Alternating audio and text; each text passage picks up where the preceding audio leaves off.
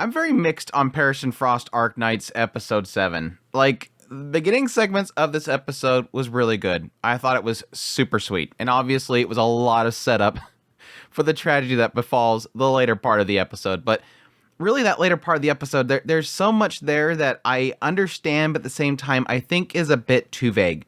There's seemingly a lot of context that the anime-onlys like myself are kind of facing right now, where we don't really know the full picture of all these factions. I think a lot of that has to do with Yan, or whatever that group is. The judicial group from Yan.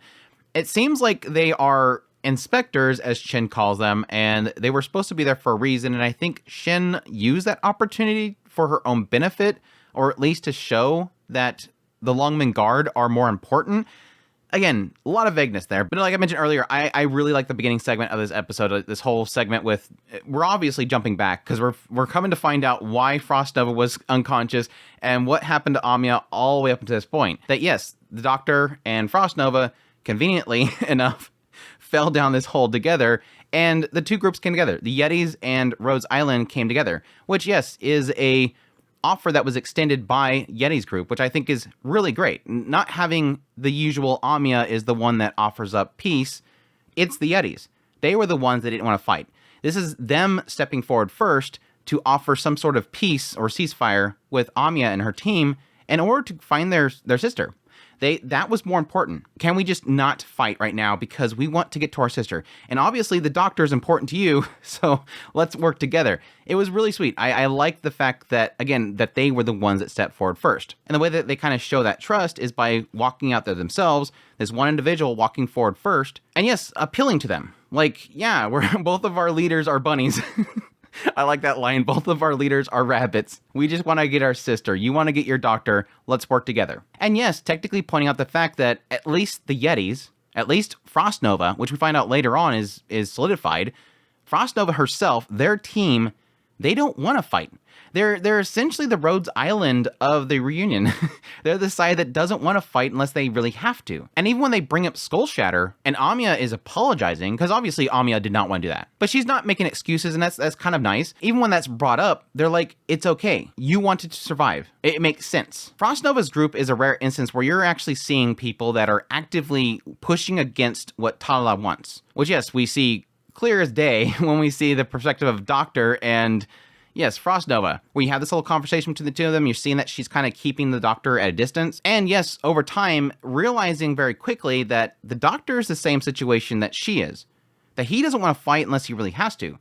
FrostNova doesn't want to either. I really wish we could get into exactly what makes FrostNova so passive in that regard. And I guess you can sort of pull it from her back history, where you get this whole perspective of this mining group, this mining camp, all these children being put to work, the parents being apparently lottoed to die. All of them are dead. Patriots showing up, saving them, and then apparently over time, she met Talala, and Talala at the time didn't have power, but then Talala at some point had these grandiose thoughts of things that she wanted to do.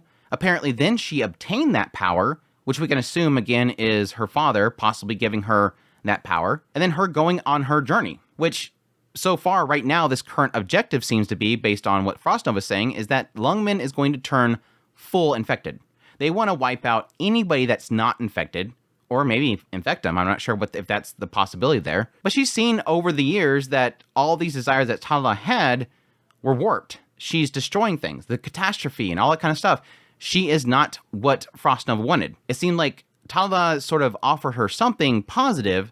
She accepted that, and then over time, she no longer likes it. So again, I can kind of draw the conclusions that that's probably why FrostNova is the way she is, that she's seen so much death back here that she didn't want it. I can see Talala wanting to sort of exploit that for her own gain, in the idea that it is the uninfected's fault, but it doesn't seem like that has kind of rubbed off on FrostNova. She's never like this. Those grandiose words that she had, her positivity, her smile, all that stuff was fake. And knowing that, it seems like FrostNova not only doesn't like the path that Talala is taking, but also hates her. Wants to get revenge on her. And I can probably equate that to the fact that all of the ones that she's been on her side, all of her comrades have died over time. Maybe the other children of that camp that came with her, maybe they're dead as well. Or maybe it's just in general that she doesn't like what Talala's doing. and that Tala in some way may have deceived her. Again, you get the picture, but at the same time, it's a little vague. But even still, I like this. I love seeing these other perspectives of the reunion. We kind of got that same sense with Mephisto and Faust. We did pretty much get the same case with Skullshatter and Misha. I love seeing this other side of the battlefield. Seeing that the other side is hurting just as much as the Rhodes Island is. Seeing their different perspectives, what they're fighting for. And yes, even their conflicts with even siding with the big bad, which is Talala. But it was interesting to see that, yeah, FrostNova does want to get back at Talala. But at the same time, she also knows that her father, not necessarily her real father, which is Patriot, she knows that Patriot's not going to like that. But I was a little bit upset the idea that once this all kind of concludes, once they get out of there, FrostNova doesn't stay with them. And maybe that's because FrostNova thinks that she can get her objective better if she still stays at Talala's side, because then she can attack her directly. Whereas if she goes with Rose Island, it's going to be more difficult for her to get to her target. And based on the fact that she's pointing out that she has very limited time, that sort of makes sense. But it still kind of sucks, because they could have hopefully left with them, go to Rhodes Island, and then all the Yetis, all of her team could have survived. Instead, they're forced to sort of hold off the line and just get their sister out. Which, yes, that whole thing was super heartbreaking, just like the whole thing with Faust. Even though they're the bad guys, they're not necessarily bad guys. Again, that's the great thing that the story has kind of always told, is this idea that the infected in general, just life isn't good. Like, if you're not a part of Reunion, if you're not a part of Rhodes Island, no matter what, if you're infected, your life is tough. It's always going to be tough. But yeah, I like the candy. See, I did like the candy thing. Apparently the candies are something that Talala used to make, and it's the only thing that gives her the sensation of warmth, which technically makes sense because she can drink things, hot water and stuff like that. She can't feel warmth or anything like that. But this one thing, these candies, technically give her a sense of warmth because, yes, it makes sense because something spicy is going to irritate the taste buds. It's not necessarily a temperature thing. It's a reaction. Really cute little moment, and yes, giving Doctor one. And he doesn't like it. A rare goofy moment from the Doctor. Usually he's always kind of off the side going, Amya, Amya, Amya. Even a brief moment of him being goofy. But yeah, I'm a little bit sad that in the end there wasn't some sort of pact made because, again, the two bunnies need to come together. I hold that Amya and FrostNova need to come together, the two bunnies. But I did like how they kind of wrapped the whole scene up. You obviously see the two sides have formed a little bit of a bond in trying to find, Doctor and FrostNova, and having a little brief moment where Blaze is like calling out that, hey guys, next time we get together, let's have a drink.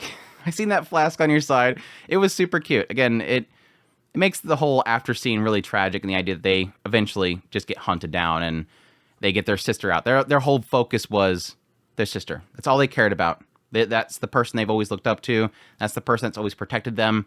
That's the thing that's most important to them. But yeah, the rest of this episode, like I said, is the massive question mark, is the part that I kind of struggle with, because we get an extension of what we left off with the last episode, and that's the idea that Shin was essentially having Swire contact Lin, tell them to dispatch the cloaks. Well, she was said in the last episode, she was saying basically that she wanted to, flush them out. And my thought process there in the last episode was this idea that Shin wanted to get the black cloaks out there so she could take them down. And she was going to use the fact that the Yan were there, which I didn't know what the Yan were. I thought they were a military group. I knew they were probably another country, but I wasn't sure if they were going to be powerful. Maybe she was going to use them to fight the black cloaks. But no, it just seems like this was all to lead up to possibly, one, show that Lungmen was fine. What I'm getting from Inspector, this farce, is that I think that Yan possibly knew that this was happening, and they were coming there to see if Lungmen weren't able to handle it. And then if they couldn't, they were going to take over. Because it seems like a lot of emphasis on the idea that Wei handled it. Like, Wei could have fallen at this point. Yan was there to inspect. They just happened to be there when the reunion were taking over. And during this whole situation, showing Yan, the inspectors, that they were able to handle it, knock out the reunion in one day. That's why Wei wanted them to handle it in one day. They knew that Yan was going to be there. They wanted them to handle it to show that they had Lungmen still under the control. The question mark is why did they trigger the Black Cloaks to come there? Why did Shin want that specifically? Because yes, the Black Cloaks go out there. Swire gets Lin to do it, which was an interesting conversation. This whole idea that, yes, Swire is pushing on Lin. You wanted this area. We built it together. You don't want it to be destroyed, so stop lying to yourself. But then Lin ends up dispatching them.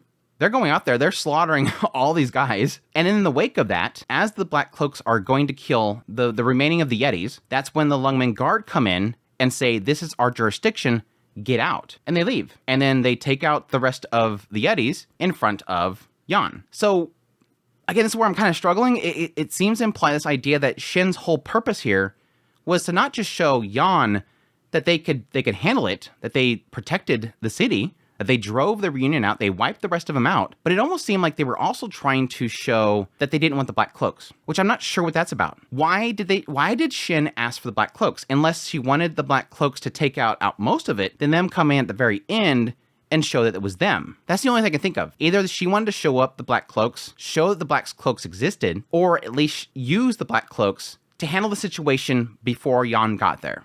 That's all I can think of. And again, I think a lot of that vagueness and a lot of that confusion that I have right now is just not knowing who Yan is. Again, based on this farce, based on the inspection, that stuff I can assume it's a takeover. But at the same time, it doesn't answer too many questions. And at the same time, it also...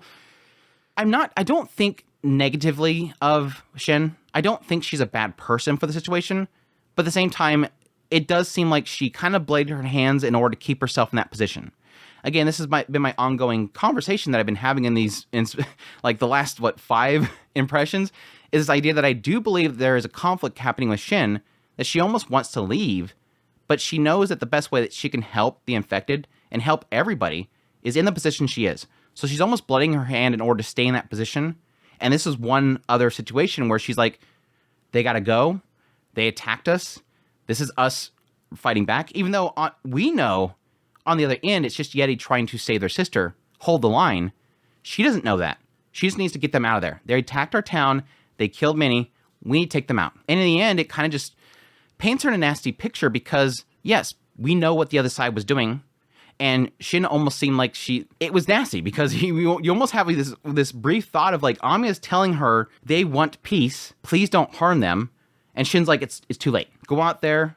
And then the Lungmen Guard come in and stop the Black Cloaks, and you're thinking, okay, maybe they'll capture them. No, they just kill them. It's like, dude, Amiya just told you they don't want to fight, and she just has them just killed. Like, that was an execution. Now, granted, yes, they were drawing their weapons, but it felt like an execution in that moment. So it does feel dirty. It does feel really bad, and I don't blame Shin for it, but at the same time, it's not a pretty look. And even though it is seemingly for the goal of, one, showing Lungmen is still standing if the Yan were trying to take over, but 2, also showing that Shin can get the job done. It's just unfortunate how that's done. So that's all to say. Quite an episode. I hated seeing Blaze. Blaze was so broke up by it. She wanted to have drinks with those guys, and then she just seen them all get slaughtered. It was kind of convenient that everybody showed up right at the last minute. I have to admit that. Like, Shin goes off, Amiya goes off, Doctor goes off, Blaze is like bolting there. And they all somehow get there at the same... Like, Blaze left a long time ago, and it seemed like they all got there at the same time. Blaze left a long time ago, before Amiya even confronted Shin. But they all show up at the same time. And Blaze is the one that is jumping across buildings. Amiya's not.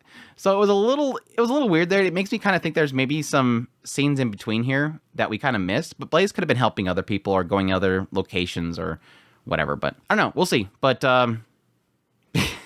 interesting episode. I think my biggest bummer right now is that I don't know how they're going to conclude this because they only have one more episode left. So it's like, we still have Tala is supposedly still in Lungmen. It seems like they have control. They fought off the rest of them. Yan seems happy with it. Unless Tala's hanging out somewhere, it seemed like all the other reunions have evacuated at this point. So I don't know what they're going to conclude with, but it might just be Amiya and team run into Tala, fight her for a couple minutes, and then Tala leaves or something like that. But I'll be curious to see how they kind of conclude this. I hope it's not on a bad note, but we'll see. But I'll see you guys next week for the finale. Kind of bummed that's going to be our last episode. It's already wrapping up, but hope you guys enjoy this video. As always, if you did, make sure that like button down below, comment, let me know what's on the episode. Additionally, if you're new to the channel, make sure that subscribe button, subscribe my content. I do news, reviews, first impressions, top list. If it's anime, it's pretty much here. Additionally, if you want to support the channel more, I have a Patreon link, tips link, super thanks, membership button down below. Greatly appreciate it, but it does. Y'all take care.